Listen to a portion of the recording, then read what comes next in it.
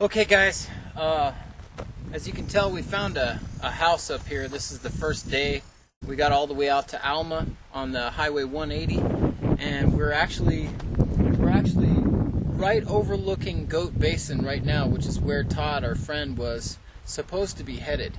So what we're doing now is we found ourselves the line house, which is where the power lines and other types of things are here, right nearby. And this is a house where they're able to basically hole up while they're taking care of things. There's a horse trailer here and a horse barn and a corral, and we're respectfully staying out of the house because we don't have permission from the owners of the house, whoever that might be, even though this is on national forest or national park land.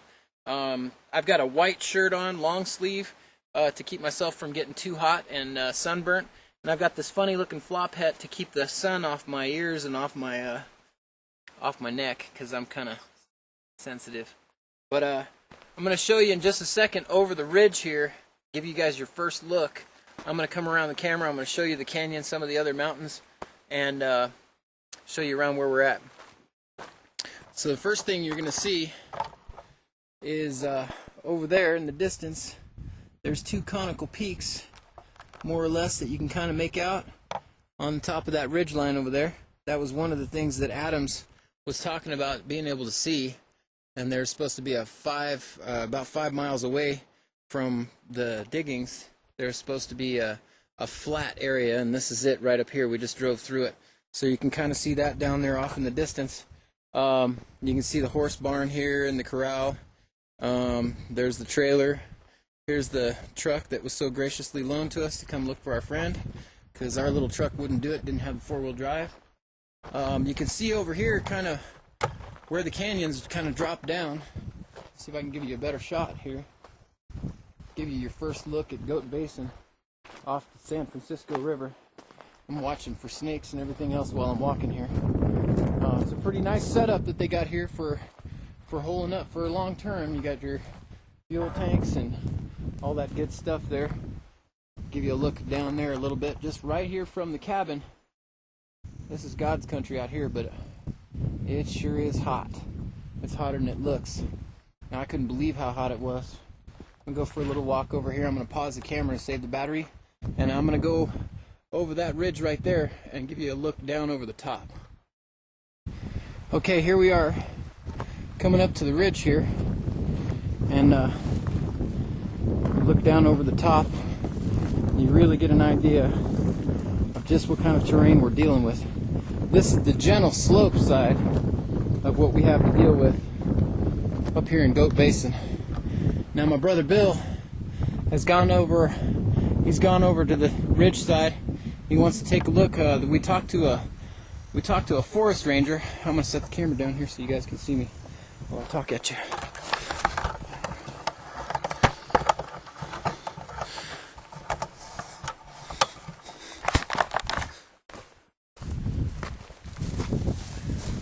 Okay, so we talked to one of the young guys that works for Fish and Game, or Department of Game and Fish, or however they call it here in New Mexico, Game and Fish, or Fish and Game.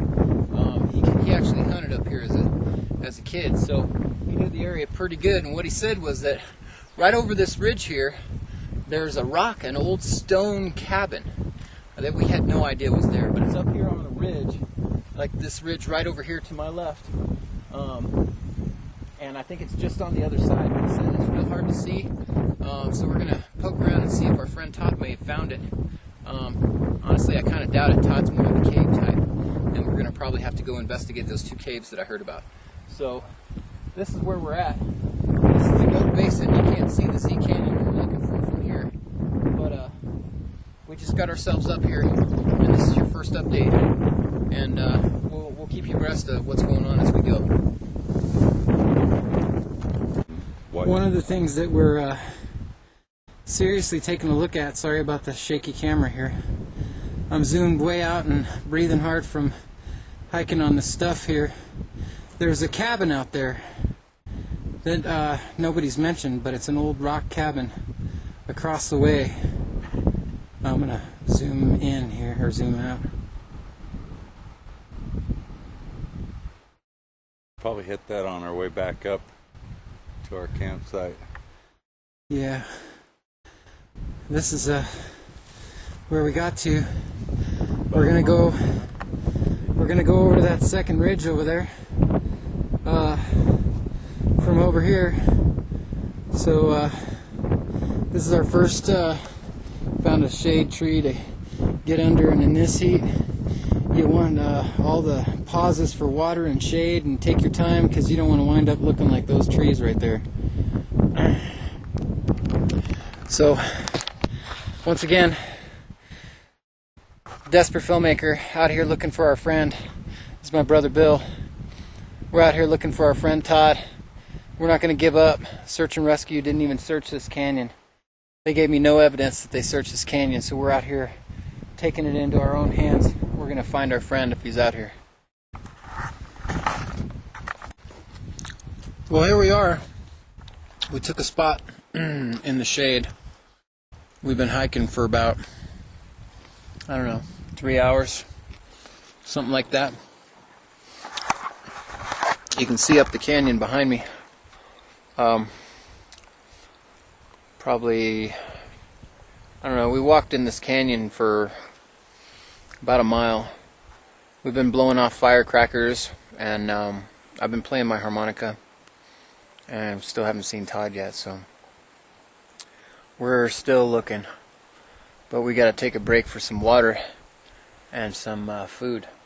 We've got some cranberry raisins and M&Ms there I'm snacking on. And guess this doesn't tell us what time it is.